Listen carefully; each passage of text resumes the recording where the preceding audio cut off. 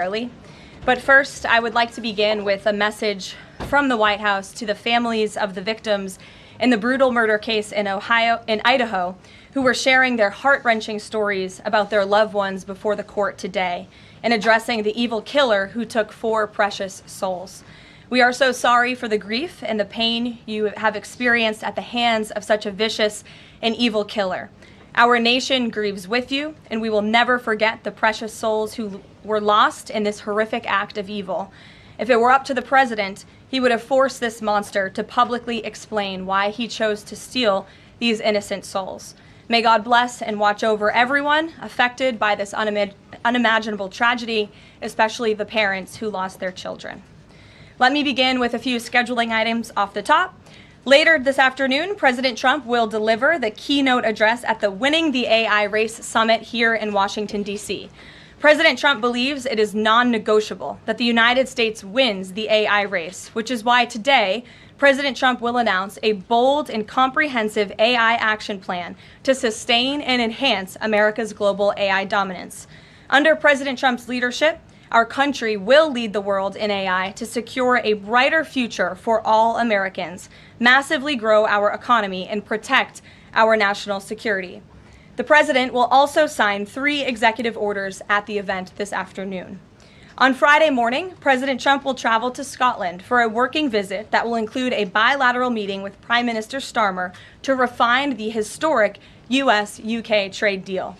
On the topic of trade, yesterday, President Trump accomplished something no other president has ever achieved. The president secured and announced 3 major trade deals with the Philippines, Indonesia, and Japan, all in one day. President Trump is finally putting a stop to our country getting ripped off. As a result of the president's successful negotiating tactics, many foreign markets are now being opened to American industries for the very first time, and harmful trade barriers are being broken down. Thanks to President Trump, these countries around the world are agreeing to open their markets to American-made products and goods for the first time, which will lead to a boom in sales and profits for American businesses right here at home. As President Trump said, he will only lower tariff rates if a country agrees to open their market to American-made products. If not, they will continue to face tariffs and pay a steep price to do business in the United States of America, which remains the best market on the face of the planet. Also this week, the president officially marked 6 months here at the White House. He made big promises to the American people on the campaign trail last year, and he has unquestionably delivered on those promises in record time. The president has defeated the Biden inflation crisis to make America affordable again. Core inflation is currently at its lowest level in 4 years, and prices for everyday goods are falling. The president's pro-growth policies have fueled massive job growth across our country. Since the president has taken office, our economy has added nearly 700,000 new jobs, with native-born American workers accounting for all job gains. The president has put the economic needs of families and of workers first. He signed the largest tax cuts for the middle class in American history, including no tax on tips, overtime, and Social Security. We have also seen the president unquestionably deliver on his promise to secure our southern border. He has ended Biden's illegal alien invasion, and for 2 months in a row, 0 illegal aliens were released into our country. The president has also, as you all know, initiated the largest mass deportation campaign in American history. The president has also restored law and order to make America safe again, another campaign promise he vowed to the American public. The United States of America is currently on track for its lowest murder rate on record, following this shift from the last administration to the Trump administration. The president has also ended Joe Biden's reckless war on American energy. U.S. oil and natural gas production are now surging, and summer gas prices reached their lowest level since 2021. The president has also rebuilt our military, another campaign promise. He just signed the largest military investment in decades to modernize our armed forces with cutting-edge technology to replenish our stockpiles and provide American troops with the best equipment in the world. The U.S. Army, Navy, Air Force, and Space Force have all reached their recruitment goals months in advance. The president has restored America's standing on the world stage, brought back peace through strength, and brokered numerous peace agreements to end wars. Again, all of this in just 6 months. He obliterated Iran's nuclear program to end the war between Israel and Iran, got NATO members to raise their defense spending to 5% of GDP, and secured a ceasefire between India and Pakistan, as well as brokering a historic agreement between Rwanda and the Democratic Republic of the Congo. The president has already received 3 different Nobel Peace Prize nominations for his peacemaking efforts. Again, all of this progress, all of these accomplishments have occurred in just 6 months. We are truly just getting started, and we look forward to working with all of you for the next 3.5 years. On another matter, over the past few days, Director of National Intelligence Tulsi Gabbard has unveiled shocking new evidence that former President Barack Obama and top aides in the Obama administration conspired to subvert President Trump's 2016 election victory and undermine the democratic will of the American people. While publicly pretending to engage in a peaceful transfer of power, in private, former President Obama went to great and nefarious lengths to try to sow discord among the public and sabotage his successor, President Trump. The new evidence released by the Director of National Intelligence, who is here with me today, confirms that the Obama administration manufactured politicized intelligence, which was later used as the justification for baseless smears against President Trump in an effort to try to delegitimize his victory before he even took the oath of office. The truth is that President Trump never had anything to do with Russia, and the Russia collusion hoax was a massive fraud perpetuated on the American people from the very beginning. And the worst part of this is Obama knew that truth, and so did all of the other corrupt officials involved in this scam, including former CIA Director John Brennan, former Director of National Intelligence James Clapper, former FBI Director James Comey, former Deputy Director Andrew McCabe, and many others. Director of National Intelligence Gabbard's report further confirms what we already knew. There was no collusion, no corruption, except on the part of Barack Obama and the weaponized intelligence agencies at the time. The Russia hoax was a blatant lie, all ginned up by Democrat political operatives that were signed off on by then President Obama and leaked to the news media to launch a years-long witch hunt against President Trump and his first administration. Allies of the president, including his own son, Donald Trump Jr., were disgustingly smeared as Russian assets, and some even had their lives destroyed because of this vicious lie. The president's first 2 years in office had this fake distraction hanging over it, and endless resources, time, and political capital were spent having to debunk these lies from the highest levels of our government. Now, nearly 10 years later, thanks to the declassification of documents by Director Gabbard, the truth has finally come to light. And this truth vindicates President Trump, his family, and his many allies and associates who were smeared with defamatory lies. President Trump was right from the beginning about all of this, and we are grateful that justice can be served. Now, we have even more damning evidence implicating those who tried to sabotage a duly elected president and did grave material harm to our republic.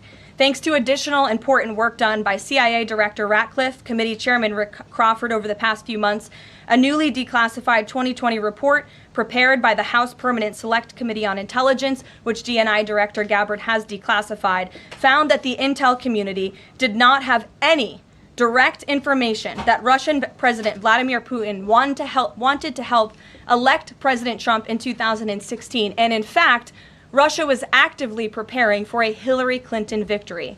But at the unusual direction of Barack Obama at the time, the intel community published implausible intelligence suggesting otherwise. Why? To sabotage the incoming president. This is truly one of the greatest political scandals in American history. And reporters at legacy outlets, some of which are sitting in this room today, like the New York Times and the Washington Post, were ridiculously awarded Pulitzer Prizes for their perpetuation of this hoax. It's well past time for those awards to be stripped from the journalists who receive them. It is not journalism to propagate political disinformation in service of the Democrat Party and those in the intelligence community who hand over out of context and fake intelligence to push a false political narrative. I will now pass it over to the Director of National Intelligence, Tulsi Gabbard, to speak more about all of this, and then we will open it up for questions afterwards. Tulsi, thank you for being here. Thank you very much. Good afternoon. at President Trump's direction and with the support and coordination with the House Intelligence Committee Chairman Rick Crawford, today we've released a declassified Oversight Majority Staff report that was produced in September of 2020. The stunning revelations that we are releasing today should be of concern to every American. This is not about Democrats or Republicans. This has to do with the integrity of our democratic republic and American voters having faith that the votes cast will count. There is irrefutable evidence that detail how President Obama and his national security team directed the creation of an intelligence community assessment that they knew was false. They knew it would promote this contrived narrative that Russia interfered in the 2016 election to help President Trump win, selling it to the American people as though it were true. It wasn't. The report that we released today shows in great detail how they carried this out. They manufactured findings from shoddy sources. They suppressed evidence and credible intelligence that disproved their false claims. They disobeyed traditional tradecraft intelligence community standards and withheld the truth from the American people. In doing so, they conspired to subvert the will of the American people who elected Donald Trump in that election in November of 2016. They worked with their partners in the media to promote this lie, ultimately to undermine the legitimacy of President Trump and launching what would be a years-long coup against him and his administration. We're here today because the American people deserve the truth, they deserve accountability, and they deserve justice.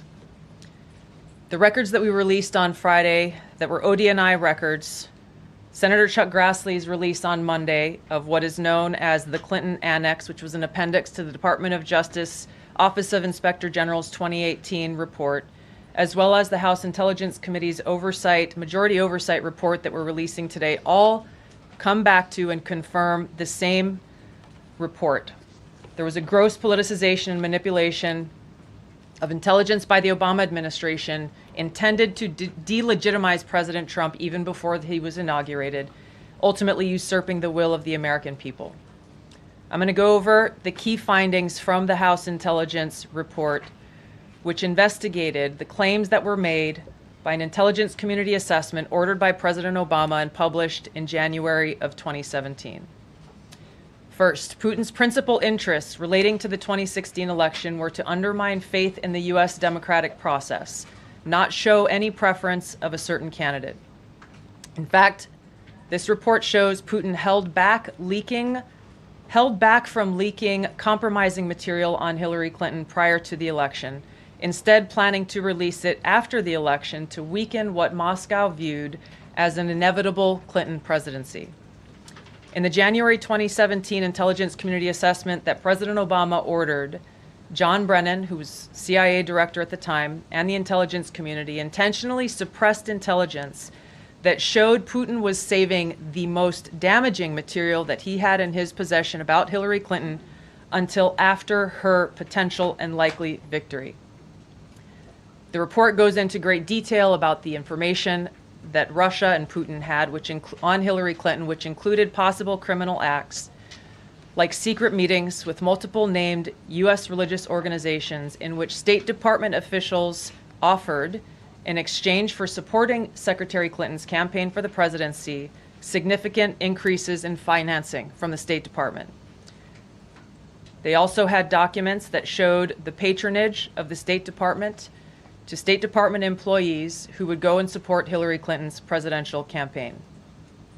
There were high-level DNC emails that detailed evidence of Hillary's, quote, psycho-emotional problems, uncontrolled fits of anger, aggression, and cheerfulness, and that then Secretary Clinton was allegedly on a daily regimen of heavy tranquilizers. Then CIA Director Brennan and the intelligence community mischaracterized intelligence and relied on dubious substandard sources to create a contrived false narrative that Putin developed a quote-unquote clear preference for Trump. Brennan and the IC misled lawmakers by referencing the debunked Steele dossier to assess quote-unquote Russia's plans and intentions, falsely suggesting that this dossier had intelligence value when he knew that it was discredited. The intelligence community excluded significant intelligence and ignored or selectively quoted reliable intelligence that contradicted the intelligence community assessment's key findings on Putin's alleged support for Trump. Including this intelligence reporting would have exposed the ICA's claim as implausible, if not ridiculous. The intelligence community assessment omitted reliably sourced information, such as how some Russian intelligence officials were quote-unquote planning for candidate Hillary Clinton's victory, while others assessed neither Trump nor Clinton would respect Russia's interests. As was reflected in the ODNI documents that we released on Friday, multiple intelligence community assessments released in the months leading up to the November 2016 election concluded that Russia had neither the intent nor capability to impact the outcome of the U.S. election. On December 5th of 2016, the FBI and ODNI gave the House Intelligence Committee its first post-election classified briefing, in which there was no mention of Putin aspiring to elect Trump by either agency. The Presidential Daily Brief, drafted on December 8th of 2016, stated that no Russian or criminal actors impacted vote counts. This document was pulled just hours before it was to be published due to quote-unquote new guidance. If it had been published, it would have been briefed to both President Obama and President-elect Donald Trump. On December 9th, 2016, a National Security Council meeting was called to gather President Obama's senior national security officials, which included CIA Director Brennan, then Obama DNI James Clapper, Susan Rice, and others. Following that secret meeting, DNI Clapper's assistant sent an email to the intelligence community with the subject line, POTUS tasking on Russia election meddling, tasking ODNI leaders to create a new assessment per the president's request. The House Intelligence Committee Oversight Report that we released today reveals that, quote, unlike routine intelligence community analysis, the intelligence community assessment was a high-profile product ordered by the president, President Obama. It directed senior intelligence community agency heads and created an intelligence community assessment limited to just 5 analysts, using one principal drafter. This is not something that occurs in the normal path of producing an intelligence community assessment that reflects the views across the intelligence community. The production of this intelligence community assessment was subject to unusual directives directly from the president and senior political appointees, especially the former director of the CIA, John Brennan. The House Intelligence Committee Oversight Report also shows how later that same day, on December 9th, Brennan ordered the publication of quote-unquote substandard reporting on Russian activities, which had previously been withheld from publication of prior assessments because the information was judged, quote, to have not met long-standing publication standards. Some of the information later used in the Obama-ordered assessment over the objections of veteran CIA officers was, quote-unquote, unclear or from unknown sources.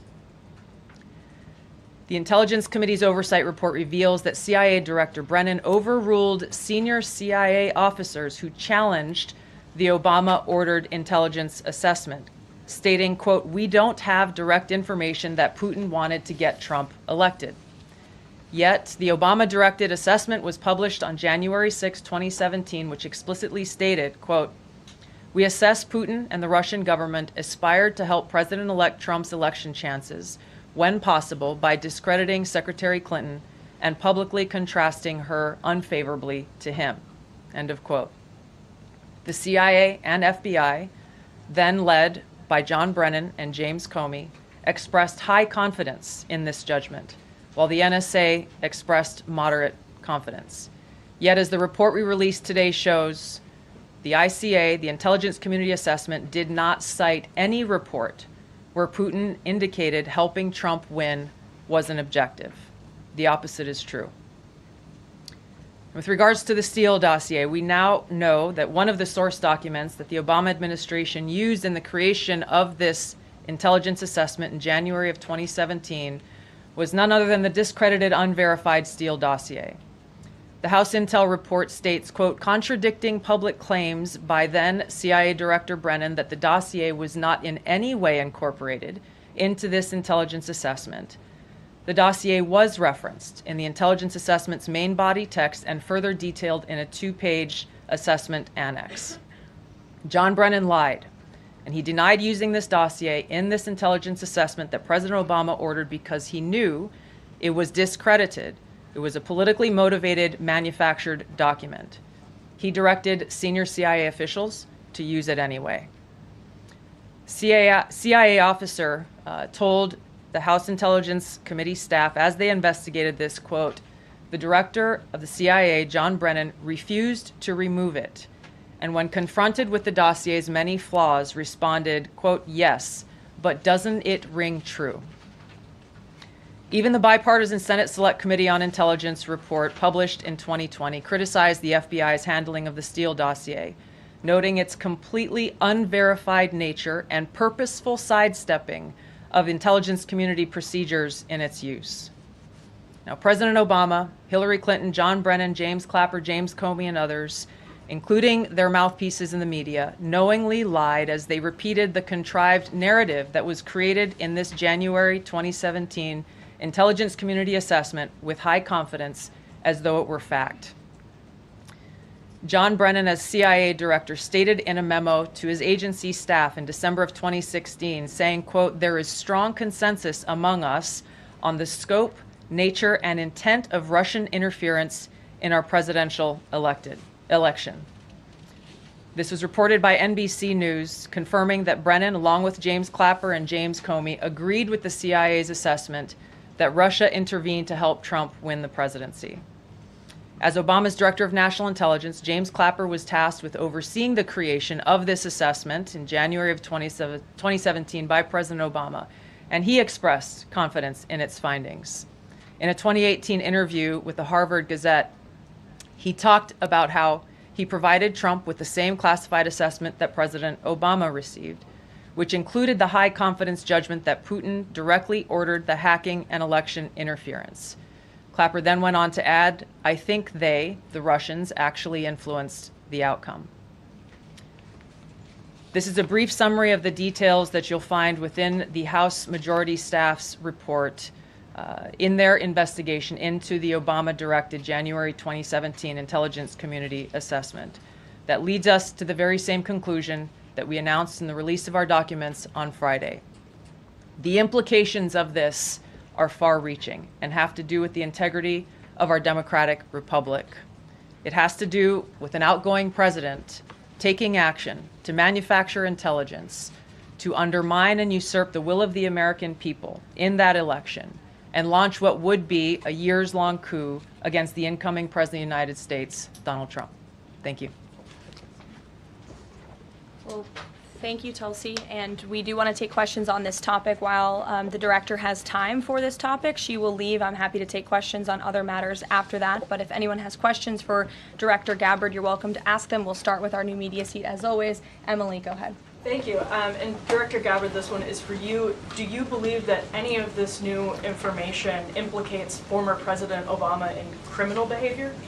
We have referred and will continue to refer all of these documents to the Department of Justice and the FBI to investigate the criminal implications of this. For even former President Obama? Correct. The evidence that we have found and that we have released directly point to President Obama leading the manufacturing of this intelligence assessment. There are multiple pieces of evidence and intelligence that confirm that fact. Ed, go ahead. Director Gabbard, thank you. So just two questions, but to begin on that. The President yesterday, you've inferred that the former President helped lead a coup. Based on what you now see, do you believe President Obama is guilty of treason? I'm leaving the criminal charges to the Department of Justice. I am not an attorney, but as I've said previously, when you look at the intent behind creating a fake manufactured intelligence document that directly contradicts multiple assessments that were created by the intelligence community, the expressed intent and what followed afterward can only be described as a years-long coup and a treasonous conspiracy against the American people, our republic, and an attempt to undermine President Trump's administration. The Senate Intelligence Committee spent several years looking into this and unanimously agreed in a bipartisan fashion, Secretary of State Rubio was a member of that committee, that there was no political interference. There was a years-long Justice Department investigation into this as well that also concluded no political interference. So help us from a 50,000-foot level, explain, what do you now have that refutes those two conclusions? I will encourage you, in my role as the Director of National Intelligence, my job, again, as I said when I came into this role, was to make sure that we are telling the truth to the American people and that we are ensuring that the intelligence community is not being politicized. So I'm not asking you to take my word for it. I'm asking you in the media to conduct honest journalism and the American people to see for yourself in the documents that we've released now, close to 200 pages, that point in multiple references, multiple examples, to include comments that have been made by senior intelligence professionals who are some still working within these agencies today that confirm the conclusions that we have drawn, that President Obama directed an intelligence community assessment to be created to further this contrived false narrative that ultimately led to a years-long coup to try to undermine President Trump's presidency. And it's your belief John, that go those ahead. two previous investigations missed that or covered it up? I'm telling you to look at the evidence. Look at the evidence and you will know the truth. John. Thanks, Caroline. Thanks, Director Gabbard.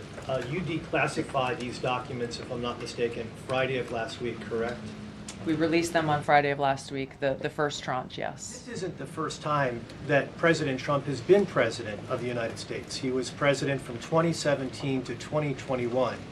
Couldn't the prior DNI under President Trump have declassified these documents? And why didn't that DNI do that at that time? I can't speak to what happened there. There were several DNIs under the first Trump administration. President Trump faced many challenges from those who were working in the government who sought to undermine his presidency. That's been clearly detailed. What I can speak to is the fact that this was one of the first things that we started to investigate here within this Trump administration and have released the results upon the conclusion of our investigation. And then my second question has to do with what intelligence agencies around the world have said about Russia, that they have tried to influence elections in the United States, in France, in Germany, in the UK. Do you disagree with that? Do you believe that Russia is a bad actor as it relates to trying to influence elections? I'll point back to the intelligence that President Trump has ordered declassified, that we have declassified and released, that the intelligence reflects Russia's motives were to try to sow discord and chaos within the U.S. election, which is a clear distinction from showing a preference for or against a specific candidate, which is what the Obama manufactured intelligence document alleges, that Russia preferred Donald Trump and tried to help Donald Trump get elected. Again, going back to the most important point here, with the intent to undermine the legitimacy of President Trump's election and therefore subvert the will of the American people who chose to send him to the White House. Reagan. Thanks, Caroline. Director Gabbard, Reagan Reese with the Daily Caller.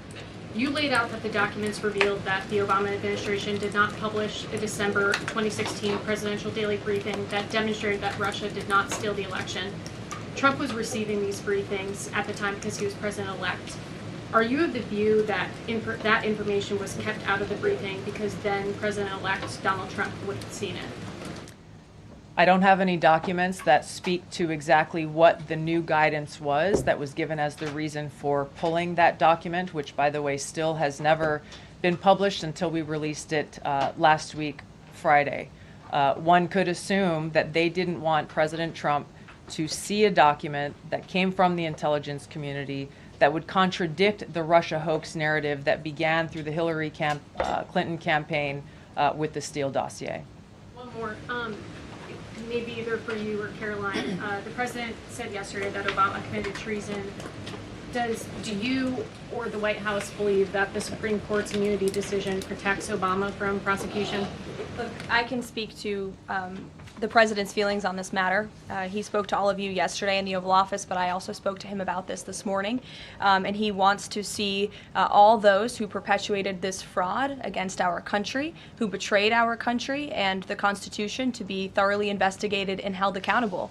And it's been 10 years of this. And I would just add, based on everything the director has said and declassified, all of you in this room should go through it and take a look look at this report and review the intelligence, because unfortunately that hasn't happened. And many of the people who perpetuated this hoax, Clapper, Andy McCabe, James Comey, and many others, have been hired by major networks in this room to go on television and continue to spew these lies, knowing that they are lies. And if you all recall, just flashback to 2016 and the years after, the entire Trump 1 presidency was embroiled in this scandal that was perpetuated by the Democrat Party. And you had major Democrat Party officials in this city, namely Adam Schiff, Hillary Clinton, Elizabeth Warren, who went on television and told the American people, Donald Trump is an asset of Russia. It was a lie. They always knew it. Hillary Clinton herself said that President Trump would be a puppet for Putin. Senator Tim Kaine at the time called President Trump Vladimir Putin's defense lawyer. Adam Schiff stated, and one of the worst things a lawmaker can do is to tell the American people, I know something you don't know, it's just classified and I can't tell you. And that's what he said. I can tell you that the case is more than that. I can't go into the particulars, but there is more than circumstantial evidence now. And not enough people in this room, not enough journalists in this country pushed Adam Schiff to say, what are you talking about? What evidence do you have? Everybody just ran with the lies, and it led to impeachments. It led to the division of our country. Unfortunately, so many Americans, from listening to outlets in this room, believed in these lies. And it's a complete scam, and it's a scandal, and the president wants to see accountability for that. Phil. Thank you. Question for Director Gabbard. A spokesperson for former President Obama said in a statement earlier this week, quote, nothing in the documents issued last week undercuts the widely accepted conclusion that Russia worked to influence the 2016 election but did not successfully manipulate any votes. How do you respond to critics like former President Obama and also others on the Hill who say that the administration is conflating apples and oranges here, conflating allegations of actual hacking of voter machines and allegations of interference generally? I think it's a disservice to the American people that former President Obama's office and others who are criticizing the transparency that is being delivered by releasing these documents. They are doing a disservice to the American people and trying to deflect away from their culpability in what is a historic scandal and negative action towards the American people and our democratic republic. The answer to that statement can very clearly be found throughout all of the documents that we have released. Again, showing that Russia has took action to try to sow discord in the election, but showed no preference for or against any singular candidate. You've long been an opponent of weaponization in government. How do you respond to criticism that referring Obama administration officials and even potentially the former president is just more weaponization and this is a potential race to the bottom? I think that's a very disrespectful attack on the American people who deserve the truth. They deserve to have faith and trust in the integrity of our democratic republic, which has been undermined by President Obama through his direction of this manufactured fake intelligence document, knowing that it was filled with lies and knowing that it would and could then be used for all of the actions that came after.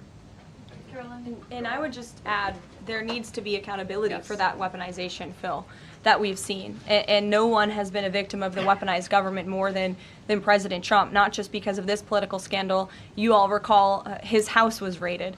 So I think, it's very disingenuous for people to say, how dare they speak of former President Obama about this based on evidence and based on intelligence, when the former president of the United States, Donald Trump's home was raided, when he was forced to sit in a Manhattan courtroom and many other courtrooms across the country for crimes he never committed, when he was impeached and indicted, and the entire country witnessed that. That's the weaponization of justice. Now the president is back because the American people see the truth. Nearly 80 million Americans reelected him back to this office, and he believes that we need to have justice and accountability. And I think the nearly 80 million Americans who reelected him agree with that. Caitlin. Thank you, Caroline. Two questions for Director Gabbard just on this. Director Gabbard, you referenced the past intelligence reports and assessments on this, including that 2017 one that was signed off, as Ed noted, by every Republican on the Senate Intelligence Community, including the acting chair of the time, now Secretary of State Marco Rubio, who said in a statement that they did not find any evidence of Russian collusion, but they did find, however,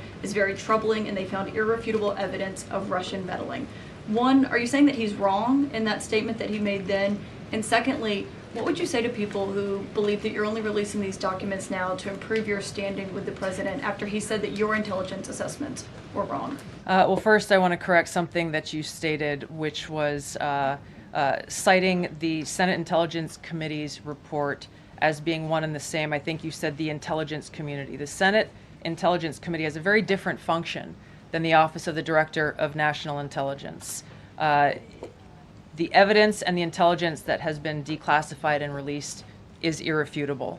I'm going to let Caroline speak to Secretary Rubio. I'll speak to both questions. First, on Secretary Rubio, he put out a statement in 2020 following that Senate Intelligence Committee report, and he said what they found is troubling. We found irrefutable evidence of Russian meddling, which the Director of National Intelligence just confirmed for all of you, that Russia was trying to sow distrust and chaos. But what's the outrage in this that Secretary Rubio did not say at the time, the Democrats were saying at the time, is the fact that the intelligence community was concocting this narrative that the president colluded with the Russians, that the president's son was holding secret meetings with the Russians, all of these lies that were never true. And he also said at that time, we discovered deeply troubling actions taken by the FBI under Comey, particularly their acceptance and willingness to rely on the Steele dossier without verifying its methodology or sourcing. The Steele dossier that many outlets in this room ran as the gospel truth, and it was cooked up and paid for by the Clinton campaign. As for your second question, Caitlin, I think, who is saying that she would release this to try to boost her standing with the president? Who has said that? Well, the president has publicly undermined her when it came to Iran. He said she was wrong. He told me that she didn't know what she was talking about. That was on Air Force One on camera. The only people who are suggesting that the Director of National Intelligence would release evidence to try to boost her standing with the president are the people in this room who constantly try to sow distrust and chaos amongst the president's cabinet, and it is not working. I will just answer your question directly. I am with the President of the United States every day. He has the utmost confidence in Director Gabbard. He always has. He continues to, and that is true of his entire cabinet, who is all working as one team to deliver on the promises this president made. Does anyone else have questions for Director Gabbard? And then we'll turn it over to a couple other questions. Christian, go ahead. Yeah, thank you. Director Gabbard, two follow-ups on questions that have been asked. You mentioned the previous DNIs during the president's first term. One of them reports to you right now, if I'm not mistaken, John Ratcliffe. So have you not spoken to him about why this information was not declassified during the first term? He was in that position for a very short period of time. The work that began back then, we have picked up and absolutely completed. We are continuing to investigate this. Additional whistleblowers are now coming forward because they see an opportunity for the truth to come to light. And as Caroline said, for real accountability to be brought forward. The accountability is the essential part of this. We can show the truth, reveal the truth. The accountability needs to occur to be able to start to restore that trust in the integrity of our democracy. And then just quickly, I know you said you would leave the charging to DOJ, but the statute of limitations on conspiracy is 5 years. So what else could they possibly pursue besides treason? I think that's a great question for Attorney General Pam Bondi. We're providing all of the evidence, all of the intelligence that we have, both redacted and unredacted versions, referring it to the Department of Justice and the FBI. We'll take one more. Charlie, go ahead. How credible was the information about Hillary Clinton's policy? The report said that it was from sourced from the DNC. Have you seen that information? Or do you think that maybe Russia was overemphasizing what they had? All I have seen is what the Intelligence Committee have reported through their investigation. I think the underlying point there is that we understand from intelligence what Russia said that they had. And the important point here is that if they were trying to influence the election, as President Obama and James Clapper and John Brennan, everybody said they were doing in order to support Donald Trump's election, they would have released the most damning of that information, some of which I detailed here. You'll find the rest in the report, prior to the election to help Donald Trump win. They specifically withheld what they had on her, the most damning information, because they thought that she would win the election. They had plans to release it just prior to her inauguration to, again, sow discord and chaos in America. And if I may, On Jeffrey Epstein, can you rule out that he was connected in some way to any kind of intelligence, either foreign or domestic?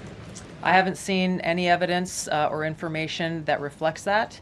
If anything comes before me that changes that in any way, support the president's statement loud and clear. If any credible evidence comes forward, he wants the American people to see it. Great. Director Gabbard, we thank you for Thank your you. time today. I know you're a busy woman, Thank so you. we'll let you get out of here, but thank you so much. Okay. I know there's many issues going on today across the world and here at home. If you have any other further questions, I'm happy to take them. Ed, why don't you go ahead? Yeah, thank you, Caroline. So the Japan trade deal, is that Japan trade deal the start of this number of trade deals that the Treasury Secretary says we're going to see by August 1st?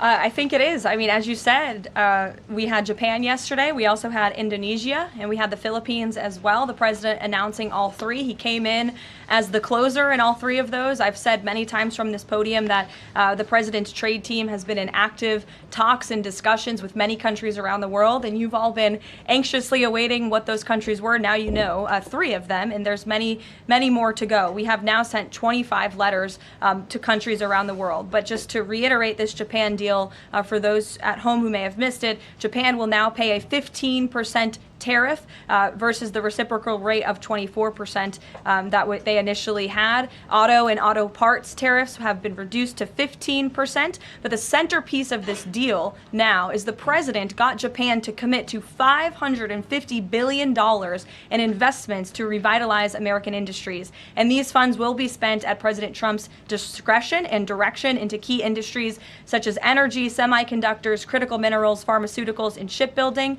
And the U.S. will retain 90% of the profits from any investments made by this $550 billion fund. This was originally a $400 billion investment that President Trump then negotiated to an increase of $150 billion, making it a $550 billion deal for the American people. And I just want to emphasize, Ed, I see you have a follow-up, but it's very important. Japan has agreed to open their markets to many very key sectors in American-made products that have really faced very strict tariff and non-tariff barriers prior. So thanks to the president, Japan's markets will now be open to American-made products and goods. This is big news for our tech companies and our farmers as well. On Monday, the Treasury Secretary is going to Stockholm to talk to the Chinese delegation. What does the president hope to get out of that meeting? Are there deliverables? I won't speak to any deliverables or set expectations. I'll let the Secretary of Treasury do that. But I did speak to him yesterday about his upcoming trip, and he looks forward to continuing discussions with his Chinese counterparts. The president has ensured that we have a good continuing working relationship with China that benefits the United States. And so the Secretary of Treasury will be obviously discussing those key matters, but I'll let him set the expectations. One more, if I may. Sure. Given what the DNI just said and laid out, does President Trump believe that President Obama should go to jail for something? Look, the president believes that this matter needs to be thoroughly investigated, and anyone convicted of crimes should be held accountable in this country. Go ahead. Special Envoy Wickoff is headed overseas again. Good to see you, Olivia. I haven't seen you since the campaign trail. Yeah, it's good to see you. He's headed back overseas. Can you give us a sense of what the marching orders are to some of the people he'll be meeting with, and specifically as it relates to Gaza and ongoing talks there? Yes, Special Envoy Wickoff is headed to Europe, where he will meet with key leaders from the Middle East to discuss the ongoing ceasefire proposal to end this conflict in Gaza and to release the hostages. These are very sensitive negotiations that are currently taking place. I spoke to Special Envoy Wickoff last night about them. I will let him speak further on the matter, but the President and Special Envoy Wickoff has made the administration's goals clear. We want this ceasefire to happen as soon as possible, and we want these hostages to be released. Go ahead. Caroline, a Florida federal judge has refused to allow the Epstein grand jury materials to be released. Does the president want the administration or Department of Justice to appeal that ruling? That was just breaking as the director and I were coming out here, so I haven't had a chance to talk to the president about it. I understand there are 2 other requests from the Department of Justice that are ongoing, but I'll let this president speak to whether he wants to see an appeal. And the Department of Justice, I'm sure, can give you a statement on that as well. And is he supportive of the effort to talk to Ghislaine Maxwell? I know that Todd Blanchard mentioned that earlier this week. The president spoke to this yesterday, and he said he thinks it's an appropriate idea. Kelly. What is the accountability that that you would like to see if this current president is the one who brought the case to the Supreme Court and Chief Justice Roberts made clear in his opinion that a sitting president's responsibilities in office cannot lead to prosecution, immunity. So what is it the President Trump wants regarding President Obama, given that fact? And the special counsel at the time, Durham, when that Supreme Court matter was not in effect, could have charged anyone and did not. So on those 2 points, how do you respond? Look, the president has made it clear that he wanted these documents to be declassified. He wanted the American people to see the truth, and now he wants those who perpetuated these lies and this scandal to be held accountable. As for what accountability looks like, as the director said, it's in the Department of Justice's hands, and we trust them to move this ball forward. But you would agree Stephanie. President Obama cannot be charged based on that immunity. Again, I'll leave that to the Department of Justice. Stephanie. In light of the Japan deal, are sectoral tariffs now up for negotiation with trading partners? And in a similar note, are these negotiators asking for investment funds, sort of like what Japan had agreed to? As for sectoral tariffs, I understand that the president continues to be in talks with our Secretary of Commerce. We have made commitments on various sectoral tariffs, as you know. The Department of Commerce has initiated studies to then move forward with implementing those sectoral tariffs. So I would defer you to them for further comment. Meredith. I wanted to ask if the White House has any update on the Commerce Department employee who's been detained or banned from exiting China, and if there are any efforts to get him out. I can assure you and the American people that the administration is actively monitoring the situation and engaged, but typically we don't comment on individual cases like this as we are sorting them out. Sure. Yes. Behind you, Dr. Harper, sorry. Go ahead, to the lady sitting down in the blue, yes. Okay. What's your name? What's your name? My name is Caroline also. Caroline Boda with the Center Square. Great.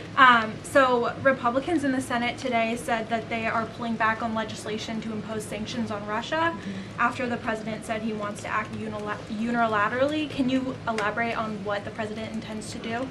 Look, the president has been in very close communication with his friends in the Senate, particularly Senator Lindsey Graham, on this issue. But the president has always maintained, he's the commander-in-chief and the president for a reason, and he has been deeply involved in this conflict since the beginning. And so any decisions that are made with respect to sanctions, the president wants to reserve that authority and that right to himself. Jasmine. Thanks, Caroline. 2 questions for you. The first on AI.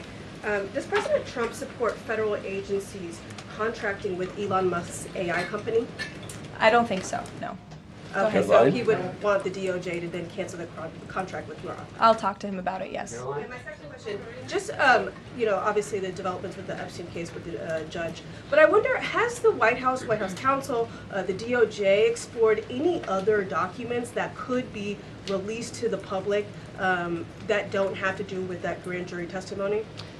To my knowledge, the Department of Justice has moved forward with the request to unseal that grand jury testimony, and as you know, they have also moved forward with interviewing Ms. Maxwell, which I believe will be taking place very soon. Go ahead. Sure. Thanks, Caroline. I have a question about Paul Ingrassia, the OSC nominee who faces a Senate committee hearing tomorrow. Tom Tillis said that he wouldn't vote for Ingrassia if a vote came to the Senate floor. 24 worker advocacy groups have said that they don't support his nomination. What is the White House planning to do to sort of turn the tide or convince legislators that they should vote for him? The White House is always in communication with members of both the Senate and the House, and we stand by the president's nominees. Sure. In connection with the Mueller investigation, a grand jury indicted 13 Russians. President Putin has said he will never extradite those men. Given the new information that Ms. Gabbard has found, what's the administration's position on that case? Should those charges be dropped? I don't have an update for you on that case, but I'll check in with the National Security Council and our team will get you something. Sure. Thank you so much. So Fannie Willis and Jack Smith separately, they both charged President Trump with conspiracy to defraud the United States and a conspiracy to overturn the 2020 election. It now turns out we're confirming that Obama and his cronies were doing that the whole time in 2016 on a massive scale, falsifying documents and having their intel agencies do this. what does this say about the 2020 election? And also, yeah, what's your thoughts on the irony here? There is a lot of irony, especially for the party of the Democrat Party, who claims to be for democracy. We often heard throughout the 2024 campaign they were calling this president a threat to democracy. And now I think the declassification of all of these documents proves that they were indeed the true threat to democracy. And as I said repeatedly today, there needs to be justice and accountability for that. You all will hear directly from the president later this afternoon at the AI Summit here in Washington, D.C., scheduled to speak later in a few hours. So we will see you all there. Thank you very much.